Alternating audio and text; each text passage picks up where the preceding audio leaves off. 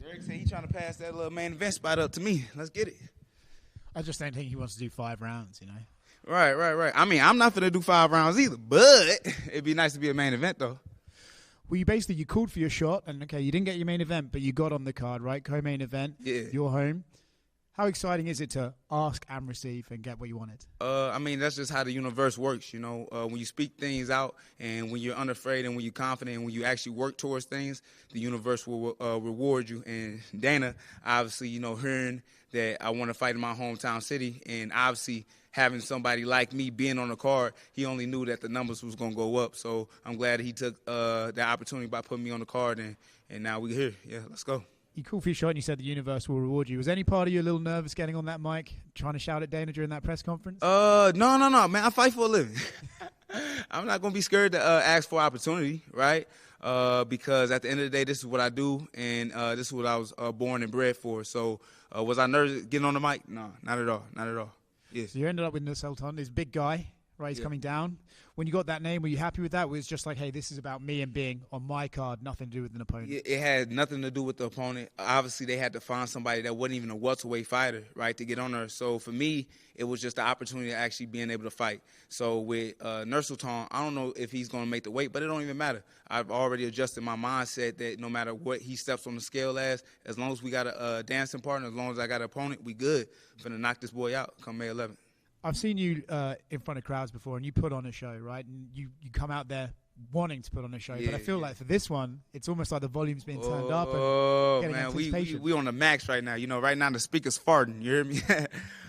So right now having the energy of my hometown, having my family out, you know, watching me. And it's been years since they watched me live, since the last time I fought in St. Louis for Bellator back in the day. And I feel like now that I get the opportunity to fight in my city, it's like I got to turn up. I got to do the most that, you know, what people expect, right? They want that viral moment, and I feel like we're going to get that. How many ticket requests have you got? A lot. I tell them, UFC.com, go get it. Do you said about like you want that viral moment, so do you in your mind have to prepare like, okay, I'm going to knock him out in this way, or do you just go in there and you think, I'm being aggressive and it will come to me naturally? It will come to me naturally, but I do have a setup. I do have something in mind that I want to do and I want to hit on him. But, you know, it's all depending on Nursulton and how he comes. But regardless, though, I know that knockout, I know that finish is going to be there at the end of the day. You've been really aggressive with promoting yourself recently. I've saw the flyers on the cars and things like that. How have you seen the reaction to that and the reception to that promotion you're doing? I think I get good reception from everybody, especially from the Uzbekistan fans. They've been on my page flooded, right, with thousands of comments. I'm talking about thousands of comments. I get more comments than I get likes. It's kind of crazy. But regardless, I think regardless of how the Uzbekistans feel, I believe that they are a fan of me, and they are glad that I gave their boy an opportunity to fight me. And I believe that, you know, the UFC fans, they appreciate me, right, for being able to put on a show, not just out there in the cage, but outside, you know, meeting up with the fighter in the hotel and keeping the storyline going, right? So I think everybody is excited about me being on this card, you know, and me promoting the fight like I should. Last one for me, you know, you called for this, you got it. What exactly will it feel like, and what will that moment be like? Viral knockout, you're standing in the cage, your home fans cheering for you. What will that moment mean to you? Everything that I've envisioned and dreamt about before I even got into the UFC is now finally coming true. And what I really believe is that this is going to be the fight to turn, you know, my career around. Everybody talks about that kick. You know, it's one thing to be known for it, as in my face, but I believe that people will see me as a future world champion after this fight. Yeah. Mr. Buckley, over here. Oh, yeah, my bad, bro. There you go. What do you think it says about your division that they had to actually go and get a guy from another division to come and fight you and nobody else would step up? It says a lot, right? That they couldn't find, let's say, out of 74 fighters in the welterweight division, that they couldn't find one to take that call. So for them to have to go up to middleweight and find somebody, you know, I think that says more on the big threat that I am.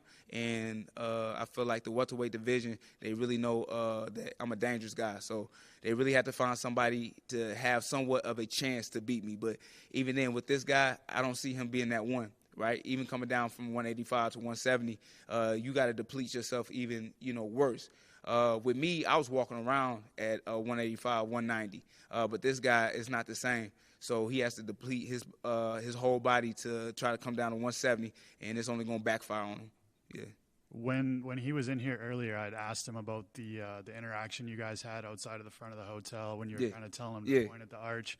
And he said he thinks that you talk too much and he thinks that you're insecure. I just want your thoughts on that. No, I do talk a lot. Even my own granny tells me I talk too much, But regardless, though, this is what I do. I like to engage, interact with the fighters that I'm finna get in the cage with, because we gonna really see what you about, when we step in there. So, yeah. And how are you able to magically assemble the 6 foot and above Avengers? Man, you got, hey, man, I stay connected. You know what I mean? So, I build relationships no matter where I go, wherever I train. And, I got my guy Reggie Thompson over there from STL Boxing. They got the guys from St. Louis to come through, anybody that was over 6 foot, but not just over 6 foot, right? The reach, that's what's more important. So I'm working with guys that have an 84-inch reach, And, with Nursulton, he only has a 76-inch reach. We had the same reach, to be exact. And for me, I'm able to maneuver around guys that have an 84-inch reach, and I'm able to, duck and dodge their punches. But I feel like with Nursulton, I'm going to be able to touch him, and he's not going to be able to place where he can touch me because of my movement and my footwork.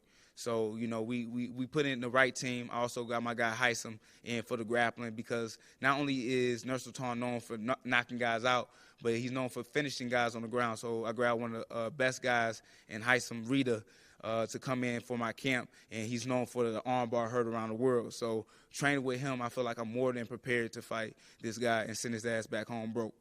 And then after the last fight with Luque, you were kind of vocal about, if you haven't been with me from the jump, like, don't come. Don't start. Yeah. I think it's really going to be honest with you. I don't need to have interviews no more, because I got my own podcast. I got my own team of guys that we building up our own media. So when this fight happens and I do what I know I can do, the numbers is just going to go up. So I don't need people to come to me, because people going to reach out to me in order to hear my story on my Solid Foundation podcast, Brick Brothers.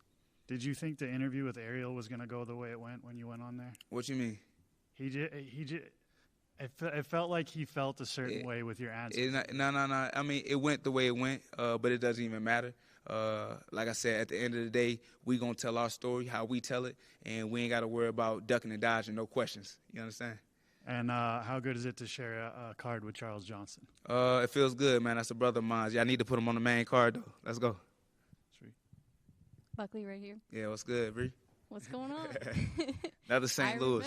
I remember sitting, you were sitting next to me at UFC 300 when I was in line to get on the mic. Before I know it, I look behind and you're right there. Yeah. You didn't know I was plotting. I be staying ready. You hear me? Did you plan on doing that ahead of time, or did you just kind of feel the energy when you got there? I felt the energy, right? I was like, why not? Yeah. I'm here right now. I came out here to promote the fight, and not the best way, but besides getting on that mic and speaking to Dana himself. So with that being said, it's just like some things, you can't force, right? But I feel like it was already organic and already kind of natural with me being there and me being put in that position where I can actually go up to the mic, me being on the right side at the right time, right? That makes sense? Yeah. And it's just like, at the end of the day, I feel like, it was meant to be, so exactly what happened was meant to happen. Definitely. And what does it mean to you? Obviously, you're from St. Louis. This is your hometown. And being able to perform on the highest level. I mean, you've done Shamrock shows, you've done Bellator, like you said. Yeah. But now doing it on the highest level, what does that mean to you? Like I said, this is what we worked for since I've been a young kid. This has been a over 10-year journey. And like I said, a lot of people don't realize, when I was training on my own. So I did come from a gym, Finney's MMA. But I felt like for myself, I had to grow a little bit more. I felt like I need to learn a little bit more. So I pretty much tell people, like, you got to have the mindset to learn things on your own and not depend on other people to give you the information. And that's what I did. So I was the type of person that I would call up my guys, Murad Beck, Churiev, shout out to him. And I would call Edric Dillard, Ryan Sutton, R.I.P., a brother of mine, and Travis Brown. And these guys that I would call up, we would figure out, how can we change the game, right? How can we do things different from everybody else? Because everybody that we were seeing doing it, we just felt like they weren't doing it right. And with that being said, I'm glad to be back home with the same people, with my same squad, and putting on for St. Louis. Awesome. Yeah, I saw you, like OG had said, you posted a picture. You trained with a bunch of 6'4", 6'3" guys. I saw you training with Tavon. He's a great up-and-comer at Wolves Den. Exactly. Yeah, so just showing love, man, to the people that's out here, because unfortunately we don't get that light. We don't get that shine light that is necessary, and we got some of the most talented people that come from here. We didn't have 3 world champions that then came out of Missouri, right? One that actually from St. Louis, and Tyrone Woodley. So we have great talent down here, and I feel like with this moment, with the UFC coming back down here to St. Louis, I feel like we got an opportunity to actually shine that light on us. Awesome. Thank you. Thank you. That's it. Hey, right here. Oh, what's good? I didn't see your ass. Yeah. So how do you... Training at home, how do you lock in and limit distractions? How's that been? Man, don't be asking me questions like you don't know me, bro. Like, come on, man. I'm just asking. Yeah. Man, we stay locked in because we know exactly what is at cost, right? We know exactly what's on the line. So is that what you asked, right? Yeah.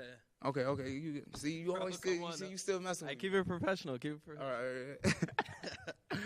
But regardless, though, we stay locked in by just understanding that at any given time, if our mindset is thrown off, that everything that we work for can be taken away. So the way I've been staying, focused is by, having my loved ones, staying away from the house, being able to still train 3 times throughout the day like I was when I was in Michigan. So I haven't done anything differently from my camp where I'm usually training. I kept the same routine here in St. Louis. So unfortunately, I still haven't been around my family. But right now we locked in, and I can't wait to be around them after I knock out dude. Yeah. So Nursulton actually said, of you as That's a his fighter. name? That's how you say his name? Nursulton? Okay, you're right. He said he actually thought you were a good fighter. What do you think about him as a fighter?